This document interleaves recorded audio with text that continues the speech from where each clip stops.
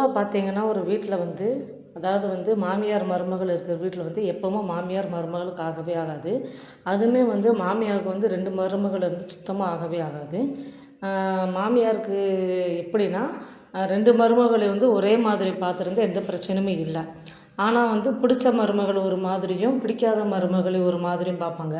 பிடிச்ச மருமக எது செஞ்சாலும் எந்ததே தப்பு செஞ்சாலும் வந்து அது வந்து நல்லதாக ஏற்றுக்கிருவாங்க.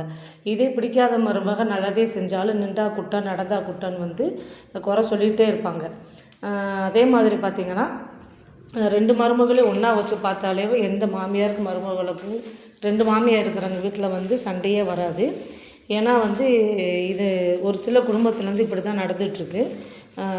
மாமியார் வந்து 2 பேர்த்துக்குமே வந்து 2 மருமகளுக்கும் சப்போர்ட்டாக இருந்தாலே எந்த இதுலையுமே பிரச்சனை வராது செய்யாது. பிடிச்சவங்களுக்கு ஒரு மாதிரியும் பிடிக்காதவங்களுக்கு ஒரு மாதிரி வந்து இருக்கிறாங்க. அது வந்து இதே மாதிரி வந்து ஒரு பாட்டாக கூட வந்து படிக்கலாம். எப்படின்னா மாமியாருக்கும் மருமகளுக்கும் எப்போவும் சண்டையே தான். எப்போவும் மாமியாருக்கு மருமகளுக்கு எப்போவும் சண்டையே தான். மாமியார் குழம்பு வச்சா மருமகளுக்கு பிடிப்பதில்லை. மருமக டீயை போட்டால் மாமியாருக்கு பிடிப்பதில்லை.